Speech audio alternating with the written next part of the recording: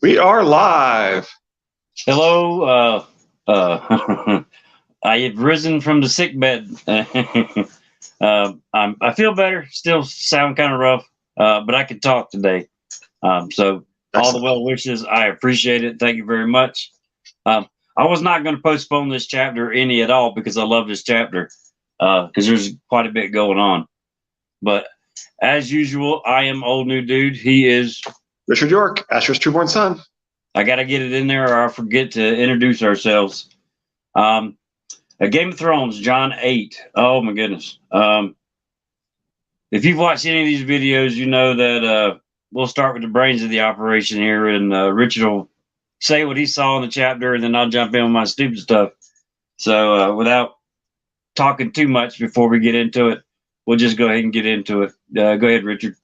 All right, yeah, and so in this chapter, Jon proves himself worthy of a sword associated with the Sharadane, and Aemon explains his choice. Are you well, Snow? Lord Mormont asked, scowling. Well, his raven squawked, well, I am, my lord, Jon lied, loudly, as if that could make it true. And you? Mormont frowned. A dead man tried to kill me. How well can I be? So right at the start, Jon is dishonest with his Lord Commander. Not only that, right at the very start, we get the repeating, which is indication that somebody is there watching this conversation. Right. Yeah, there's quite a bit of intervention in this chapter, interestingly. Yeah. The Raven repeats himself at least 8 times in this chapter. Yeah, I didn't bother with all the Raven stuff because, yes. I mean, I think everybody knows that, but, you know, one of the things that's always kind of bothered me about the Raven is the fact that it doesn't actually do anything that it couldn't do, and maybe part of that is if you're too obvious, then people won't act natural, and you know, observing can change the behavior and so forth, right? So maybe that's deliberate, but anyway, well, this should be a perfect chapter for you because the very last time the crow says something, he does not repeat himself. And he does not seem that much into the crow. I mean, that tells me that whoever was watching is left. Go ahead. Jon thanked the gods that no one but ghosts saw him writhing on his bed, whimpering from the pain. And when at last he did sleep, hey, Lizzie's here. Hey, Lizzie. The light that brings the Jon. Sorry, Jon thank the gods that no one but ghosts saw him writhing on his bed, whimpering from the pain. And when at last he did sleep, he dreamt, and that was even worse. In the dream, the corpse he fought had blue eyes, black hands, and his father's face, but he dared not tell Mormont that. So the idea our loved ones will rise against us is certainly a bit scary, and this isn't the only time that he envisions Ned back from the dead. Right. Chapter. It's just weird that he pictures him as a white. Yeah. It's like I said, it's at least twice in this chapter. So it's right. It seems to be an important symbol, and as the obvious one to me is that you know, that's you know, Jon's closest kin, and the idea that our loved one will rise against us is a bit scary. But I don't know. It's so intense and twice in here that it really does make me wonder what is being said about that. Right, because I mean, he dreams. It's a very violent dream. It's a very violent memory, and he imposes his father's face onto that situation. Yeah. Is it a slight hint at the other's blood in Stark, or that's kind of thin on that one, though? Yeah, or maybe the idea that I actually think it might even be something about Jon's association with the others, and you know, there's people who think that there's some symbolism of him being the leader of the others potentially. Okay. Anyway, I think I've heard LML say that anyway, and I could certainly see that if there is such symbolism for that, I could certainly see this adding to that. They found no sign of your uncle, no more than the others did. So that could actually imply that Benjen has successfully evaded the others, right? If no more than the others did, it really almost sounds like he's gotten away from the others. Lizzie says he dreams a lot of death. Remember his dream in the crypts? Oh, absolutely. Yeah. He dreams more of death than anyone in the story. Yeah, well, and of course that we had you know, he's literally dead at the well, at least symbolically and probably literally, right? Yeah. So at least one, the main intended interpretation of the story. Let's put it that way. Yeah, there you go. There will be more, though. I can feel it in these old bones of mine, and Maester Aemon agrees. The cold winds are rising, summer is at an end, and a winter is coming such as this world has never seen. Winter is coming. The Stark words had never sounded so grim or ominous to Jon as they did now. So, in world, the Stark words are sort of Aesop's fable about the ant and the grasshopper, right? The concept, because nobody else in world is really thinking that until now that this is that the Stark words are about the others coming back, right? That Right. they think it's Aesop's fable of the ant and the grasshopper, and but Mormont and Jon have caught up to us readers who've realized how ominous the Stark words are from the prologue. Right. Well, I mean, you would think. I know he sends off Ravens and everything. He sends off Alistair, but just by his attitude, Mormont's attitude in this beginning of the chapter, you would think he'd be screaming at the top of the roof, the top of the wall, to anybody and everybody, "Hey, this shit's real, people! Come on up here!" Yeah, and he'd already told us that the White Walkers were back in a previous chapter. I mean, it's always been a little strange that there isn't enough of an alarm raised. I agree with you. Yeah. The message concerns Sir Barristan Selmy. It seems to have been removed from the Kingsguard. They gave his place to that black dog Clegane, and now Selmy is wanted for treason. The fools sent some watchmen to seize him, but he slew 2 of them and escaped. Mormont snorted, leaving no doubt of his view of men who'd send gold cloaks against a knight as renowned as Barristan the Bold. We have white shadows in the woods and unquiet dead stalking our halls, and a boy sits the Iron Throne, he said in disgust. Barristan is a legend, and we had the same reaction. Yeah.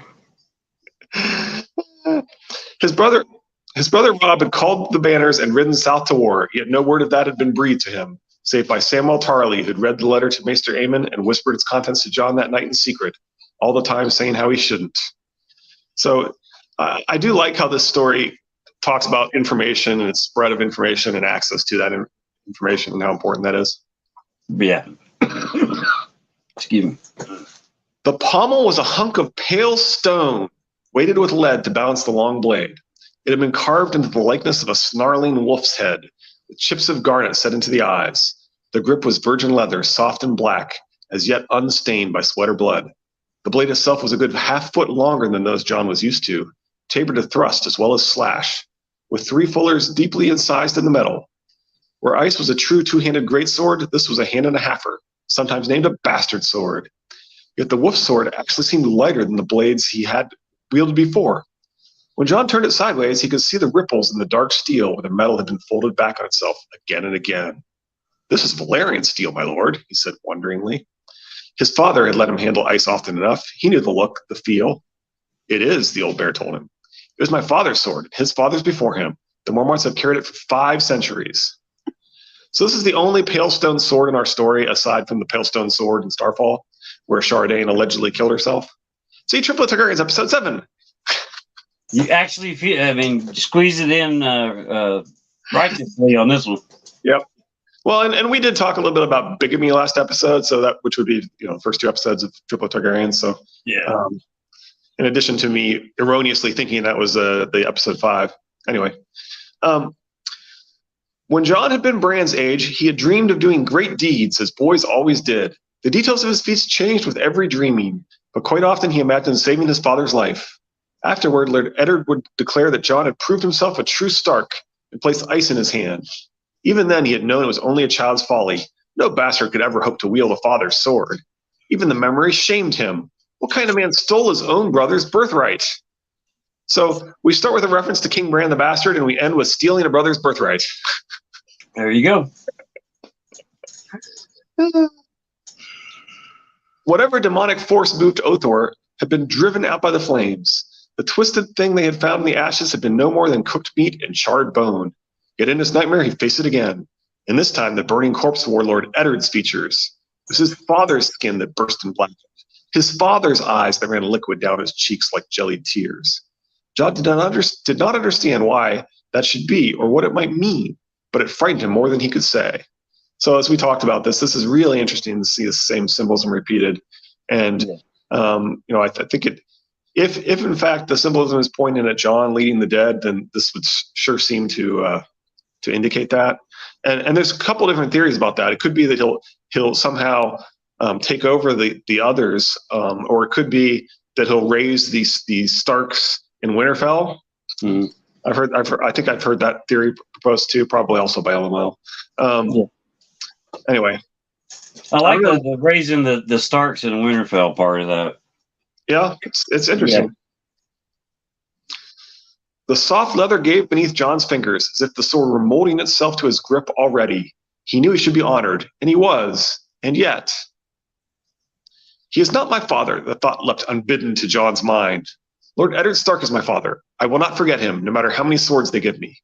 So that sure sounds like some hidden fingers, right? When we get these thoughts leaping to people that they didn't expect and didn't really want. Oh, yeah. We got another one here in a little while. Yep. Longclaw is an apt name, Jon tried to practice cut. He was clumsy and uncomfortable with his left hand, yet even so, the steel seemed to flow through the air as if it had a will of its own. Wolves have claws as much as bears. So again, we see how well this sword fits with Jon. Yeah.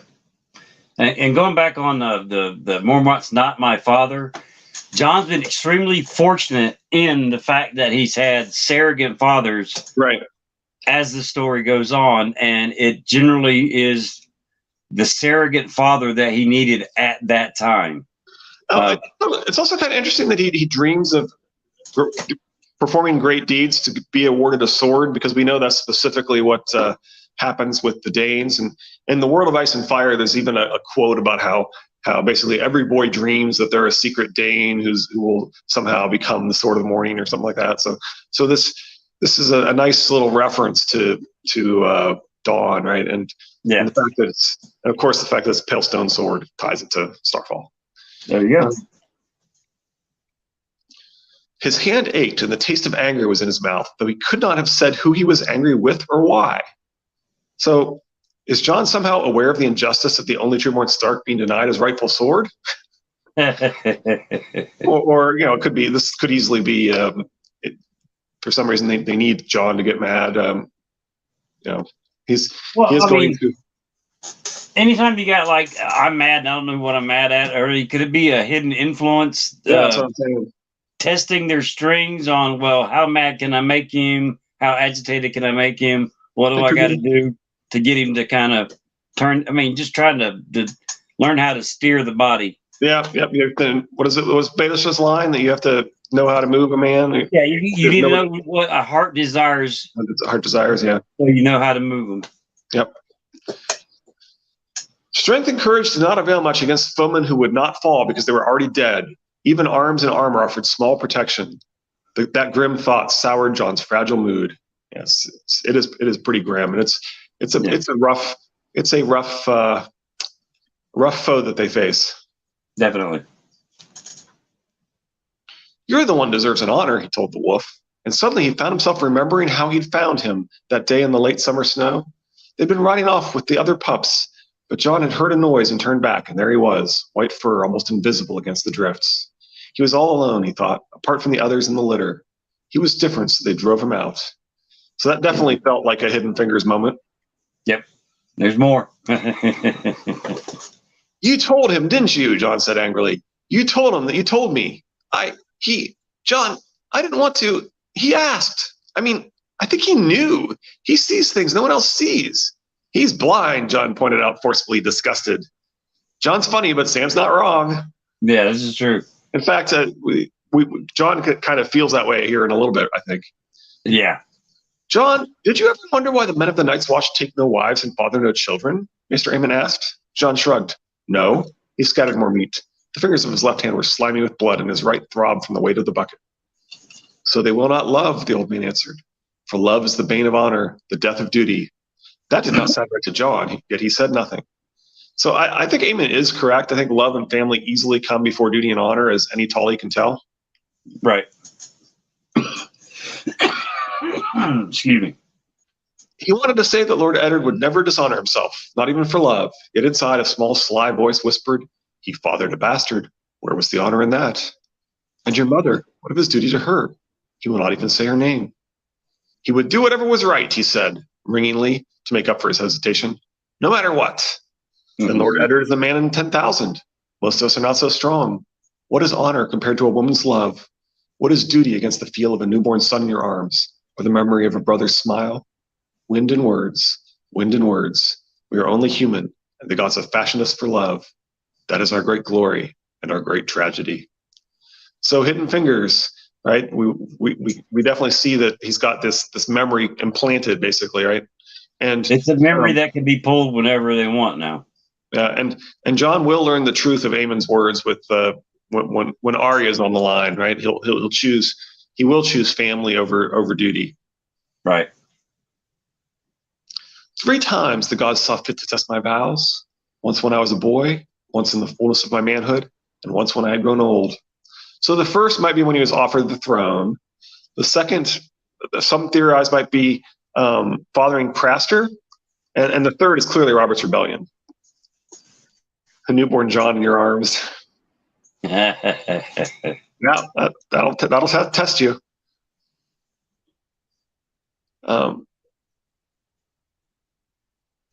So anyway, what are your thoughts on the fathering of Craster, or whether there might be something else going on in that second one?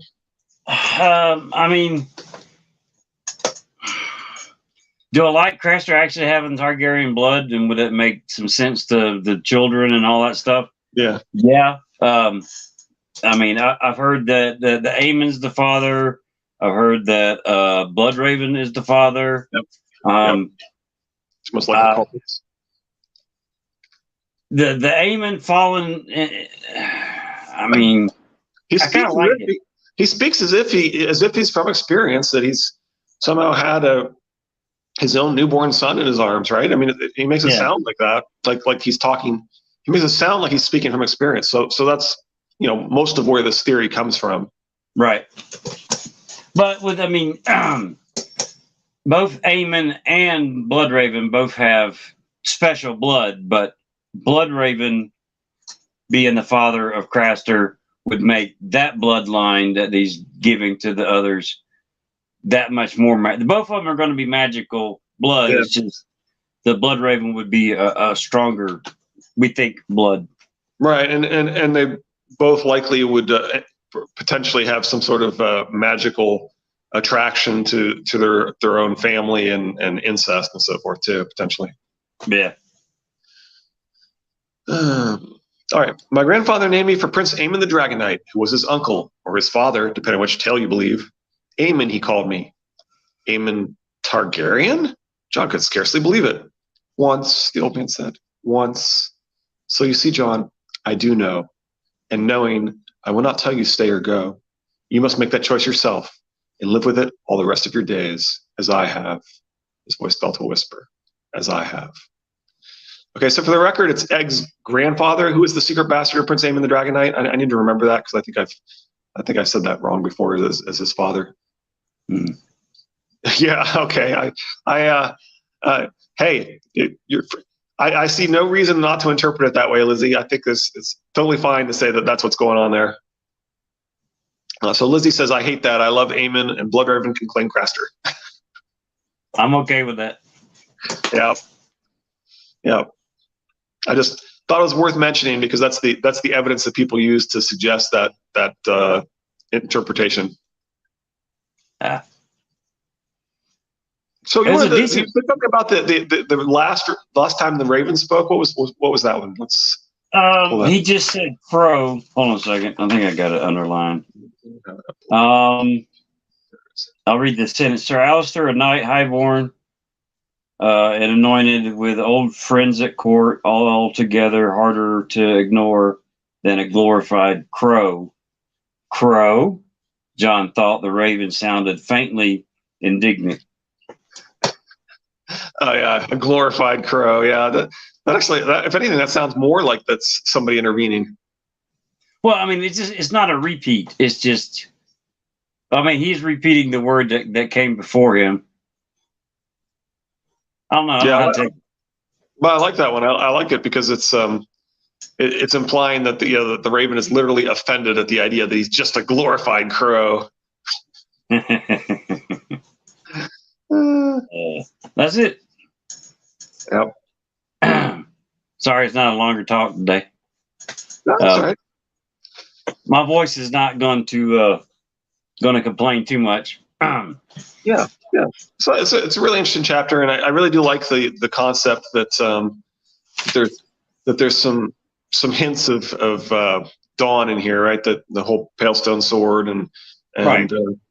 As Well, I mean, the Mormonts really do represent female equality in the North, and the the Danes and Ashara and Dornish woman and Dornish inheritance sort of represent female equality, right?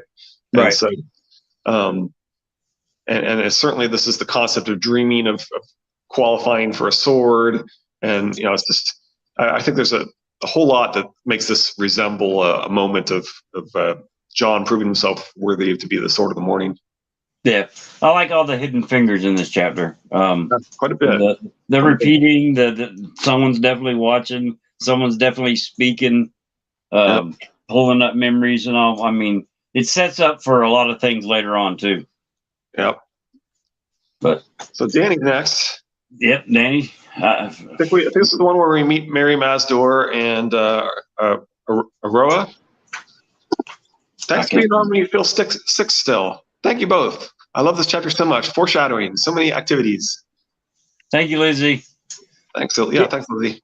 I know you told me I could take the day off if I didn't feel good, but I didn't want to put off Jon's chapter any longer than I had to. I love the chapter, but thank you. So next one is, as it says, Danny 7. That's going to be Aroa and Mary Mazdor.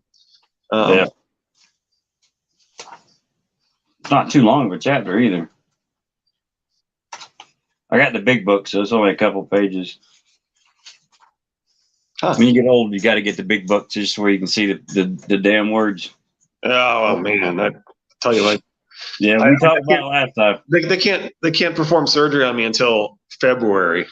I mean, they're booked solid, so I'm stuck with a bad eye till February, and it's really kind of crazy. At least you can still get it in there. It was perfect. My son gave me a tiny long claw today. Talk about foreshadowing. Wow, that's great. I love it. What are the odds? Well, I think that's the whole point of the dead being brought through the wall and coming back to life is for Jon to get Longclaw. Jon needs a magical sword in his hand. That was the whole point of it. Who's making sure he's got that sword in his hand? That the jury's out on that one. I mean, a lot of people think it's Bloodraven. There are other names out there that are. Is it the Three-Eyed Crow? Obviously, I think the Three-Eyed Crow is Bran, and you think the Three-Eyed Crow is sort of the great other, right? Well, I mean, I think the Three-Eyed Crow is a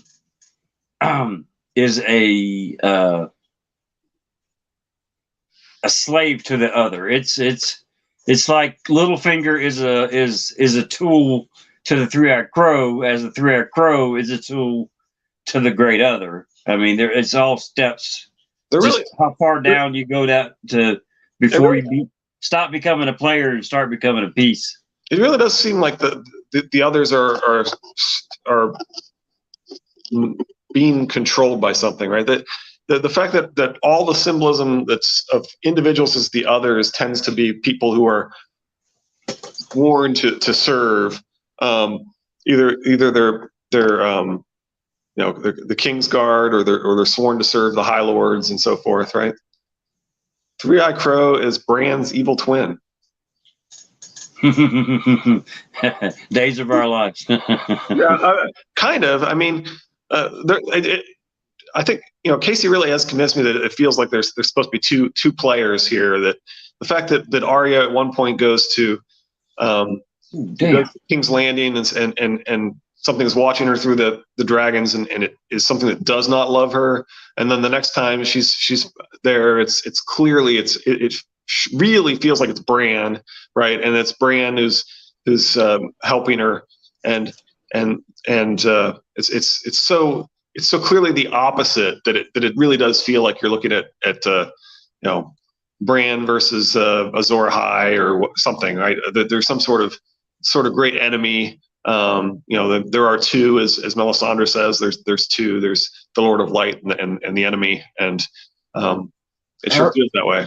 Her Bran's evil twin comment got, I don't know, it blew my mind just for a second. What if we talked about the potential timelines? Right. And what if there is a potential Bran that is good, and he took this path, and he's the new three-eyed raven, whatever the hell you want to call him. Yeah. And what if there is the potential of the bad seed Bran that gets twisted? What if there's two forces on Bran, and we get the possibility jaded, and that the great other could in fact also be Bran? Yeah. George said the greatest thing to write about is the heart and conflict. And what if the heart and conflict is just Bran, period? What is it? Mira will rescue him from the tree when it becomes clear that the children are with the others. I think Lizzie's theory. I agree. And I think that's when we think that it is like the TV show, that it is the others and the White Walkers that kill Hodor. What if it's the children of the forest while he's trying to stop them from going after Mira and Bran? Yeah, I don't know. I'm not totally sold on the children are evil theory, or even that the children are. I mean, I do think the children were involved in creating the others. I think that seems likely, right? And I get the clues that especially from Corn Halfhand, right? That the children are the real enemy. So I see the clues, and it might be true, but I also feel like George is likely to view them as like nature gods that are on the side of nature and not really evil and not really opposed to all life and so forth. I don't know. Could go either way. It's definitely an ambiguous work, as we've said many times, right? Oh yeah. Meant to be open to that the author could. We had the line last chapter that even Walder Frey doesn't know what Walder Frey wants to do, and I feel like that's true of George. Or the children of the real. Look around, Hodor. Are the children the enemy, or are they like Bran being manipulated by the weirwoods? Yeah, I mean that's kind of what I'm saying. Is it feels like whoever's on the bad side is being manipulated by some sort of malevolent.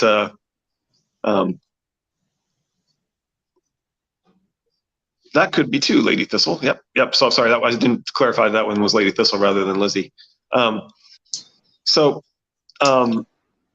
Yeah, I mean, like I said, I think it's definitely ambiguous and open to interpretation. But I do feel like Casey's convinced me that there is some sort of malevolent conscience messing with things as well. It's not all just Bran making chess moves and taking them back. It does feel like there's two. Yeah, I know it's kind of thin and out there, but I'm liking the potential good, the potential bad Bran fighting with itself, and that's the conflict that we're seeing. I mean, I'm not going to go anywhere with it. Chances are there's nothing that'll make me even think of it again. It's just, I like those stupid little ideas that pop in your head. I definitely think that we should not discount. I feel like Preston has kind of discounted the idea that Bran has gone back beyond his own time frame and created himself. I think symbolically he's supposed to represent God the Father. I am who I am, and so he's potentially supposed to be a paradox, right? He's supposed to create himself. Right. Lizzie says, "Fucking George, you know what you're doing. Tell us." And I definitely would love to see at least one more book, and preferably as many as it takes. But I look at it this way: they're talking about the next book, Winds of Winter, might actually have to be split in two because there's so many damn pages. He's got enough pages now to, if you're going to split it, go ahead and split that bastard. He says he's not going to do it. Well, I need to talk to him. He needs to return my phone calls. That's what he needs to do. I got to talk to him.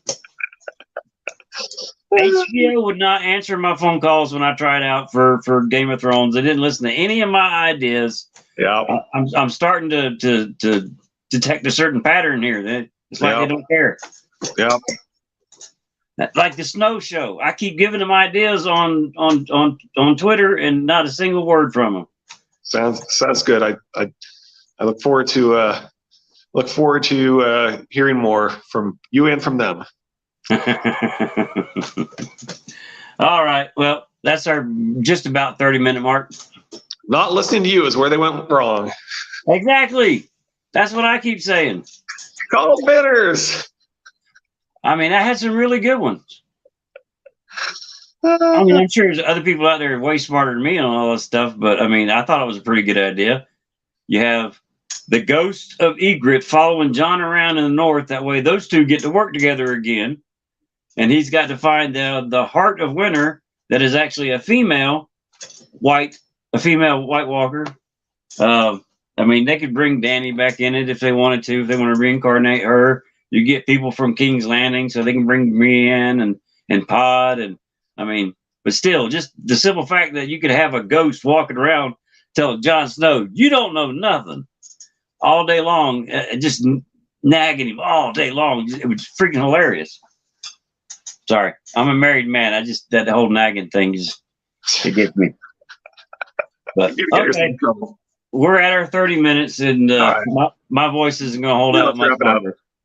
Sounds good. Danny on Friday. Y'all be good. Thank you, Lady Thistle and Lizzie. We appreciate y'all watching. Absolutely. And, we will see y'all Friday.